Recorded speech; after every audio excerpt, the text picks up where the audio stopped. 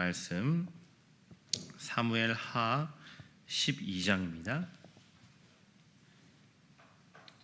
사무엘 하 12장 1절부터 15절까지 사무엘 하 12장 1절부터 15절까지 한 절씩 교독합니다. 여호와께서 나단을 다윗에게 보내시니 그가 다윗에게 가서 그에게 이르되 한 성읍에 두 사람이 있는데 한 사람은 부하고 한 사람은 가난하니 그 부한 사람은 양과 소가 심이 많으나 가난한 사람은 아무것도 없고 자기가 사서 기르는 작은 암양 새끼 한 마리뿐이라 그 암양 새끼는 그와 그의 자식과 함께 자라며 그가 먹는 것을 먹으며 그의 잔으로 마시며 그의 품에 누움으로 그에게는 딸처럼 되었거늘 어떤 행인이 그 부자에게 오매 부자가 자기에게 온 행인을 위하여 자기의 양과 소를 아껴 잡지 아니하고 가난한 사람의 양 새끼를 빼앗아다가 자기에게 온 사람을 위하여 잡았나이다 하니 다윗이 그 사람으로 말미암아 노하여 나단에게 이르되 여호와의 살아계심을 두고 맹세하노니 이 일을 행한 그 사람은 마땅히 죽을 자라. 그가 불쌍히 여기지 아니하고 이런 일을 행하였으니 그 양 새끼를 4배나 갚아주어야 하리라 한지라. 나단이 다윗에게 이르되 당신이 그 사람이라. 이스라엘의 하나님 여호와께서 이와 같이 이르시기를 내가 너를 이스라엘 왕으로 기름 붓기 위하여 너를 사울의 손에서 구원하고 내 주인의 집을 내게 주고 내 주인의 아내들을 내 품에 두고 이스라엘과 유다 족속들을 내게 맡겼느니라. 만일 그것이 부족하였을 것 같으면 내가 내게 이것저것을 더 주었으리라. 그러한데 어찌하여 내가 여호와의 말씀을 업신여기고 나 보기에 악을 행하였느냐? 내가 칼로 햇사람 우리아를 치되 암몬 자손의 칼로 죽이고 그의 아내를 빼앗아 내 아내로 삼았도다.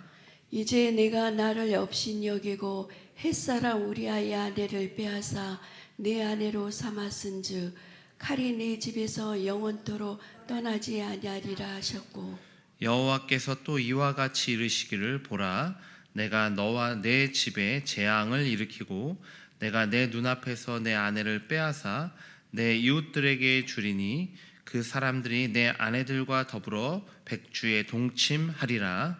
너는 은밀히 행하였으나 나는 온 이스라엘 앞에서 백주의 이 일을 행하리라 하셨나이다 하니 다윗이 나단에게 이르되 내가 여호와께 죄를 범하였노라 하매 나단이 다윗에게 말하되 여호와께도 서도 당신의 죄를 사하셨나니 당신이 죽지 아니하려니와 이 일로 말미암아 여호와의 원수가 크게 비방할 거리를 얻게 하였으니 당신이 낳은 아이가 반드시 죽으리라 하고 함께 봅니다. 나단이 자기 집으로 돌아가니라. 아멘. 여호와께서 치심에 심히 알지라. 아는지라. 아멘. 다윗이 행한 대로 보응을 받는다면 그의 말대로 반드시 죽어야 합니다. 오늘 이 아침에 긍휼을 구하는 삶이라는 제목으로 말씀을 전하겠습니다. 하나님의 긍휼의 심판으로 다윗은 살 수 있었죠. 죄인인 우리가 사망의 심판을 피할 수 있는 것은 오직 하나님의 긍휼하심 때문입니다. 하나님은 나단 선지자를 통해 다윗의 죄를 책망하십니다. 나단은 한 비유를 들어주는데요. 양을 많이 소유한 부자가 손님이 오자 자기 양이 아까워서 가난한 사람이 애지중지 키우던 유일한 양을 빼앗아 잡아서 손님에게 대접했다라는 이야기를 들려주죠. 다윗은 그 이야기를 듣고 분노합니다. 그리고 그 부자는 반드시 죽을 것이다 라고 단죄하는데요. 다윗이 그 이야기를 들으면서도 자신이 지은 죄를 떠올리지 못했다는 것은 그의 양심이 죽어 있었음을 보여줍니다. 다윗은 나단 선지자가 당신이 그 사람이다 라고 말하자 그제서야 자신이 저지른 죄를 깨닫습니다. 하나님은 나단 선지자를 통해 다윗의 죄를 책망하시면서 내가 나를 업신여겨라고 말씀하십니다. 내가 나를 업신여겼다. 다윗이 밧세바와 우리아에게 범죄했지만 이것은 궁극적으로는 하나님을 업신여긴 죄라는 말씀이시죠. 다윗이 범죄를 저지르는 순간에 그의 마음이 하나님을 무시했기 때문입니다. 다윗은 나단의 전한 이야기를 듣자 부자의 죄에 분노하며 반드시 그를 죽여야 된다라고 생각했습니다.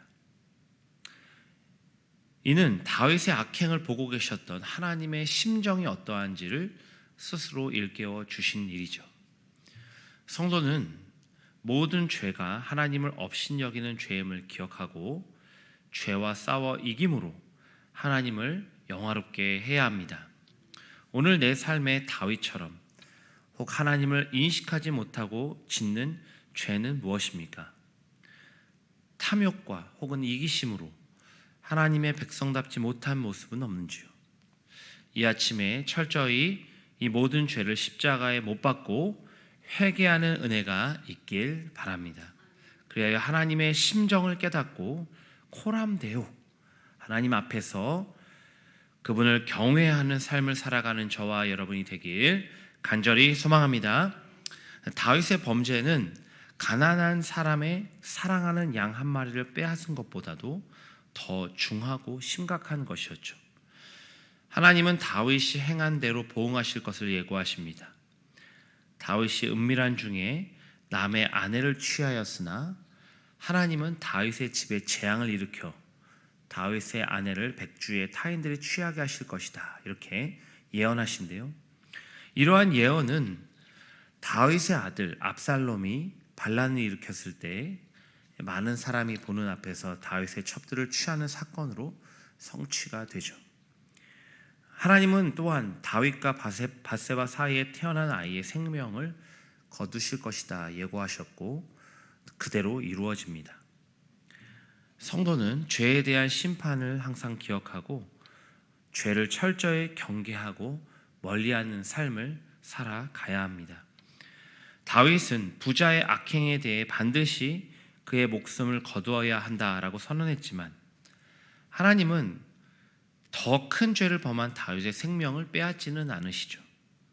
이는 다윗이 즉시 회개했고 하나님의 그의 죄를 사해 주셨기 때문입니다. 하나님은 다윗의 죄를 보응하시되 긍휼이 있는 심판을 내리셨던 것이죠.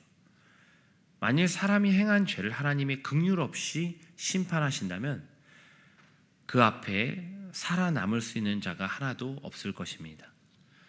죄의 삭은 사망이기 때문이죠. 하나님은 다윗의 악행에 대해 보응하시되 그의 죄를 사하시고 목숨을 거두지 않으시므로 모든 죄인에 대한 하나님의 긍휼이 있는 심판을 보여주십니다. 다윗이 훌륭한 점은 나단 선지자가 그의 죄를 지적했을 때 권력으로 그의 입을 막지 않고 즉시 그 앞에서 회개했다는 점입니다. 성도는 하나님의 긍휼하심을 의지하여 크고 작은 모든 죄를 회개함으로 죄사함의 은총을 받아 누려야 합니다. 정결한 마음, 정직한 영을 구하시길 바랍니다. 죄로 인해 주님과 멀어지기보다는 오직 성령으로 충만하여 하나님께로 더 가까이 나아가시길 바랍니다. 바로 그때 주님께서 우리를 긍휼히 여기시고 심판이 아니라 자비를 베풀어 주실 줄 믿습니다. 복음의 핵심은 죄를 범하지 말라가 아니라 죄를 회개하라입니다. 오늘 우리는 모두 여전히 죄에 노출될 수밖에 없는 연약한 존재입니다. 회개의 복음을 믿음으로 죄사함의 은총을 받아 누리시길 바랍니다. 회개에 합당한 열매를 메워 죄와 멀리 떨어진 삶을 살아가시길 바랍니다. 그리하여 오늘 하루도 다윗의 넘어진 모습, 이 모습을 반면 교사로 삼아서 주님 앞에 떳떳하지 못한 모든 죄에서 떠나 주님이 기뻐하시는 삶으로 하나님께 영광 올려드리는 저와 여러분이 되길 주님의 이름으로 간절히 축원합니다. 기도하겠습니다.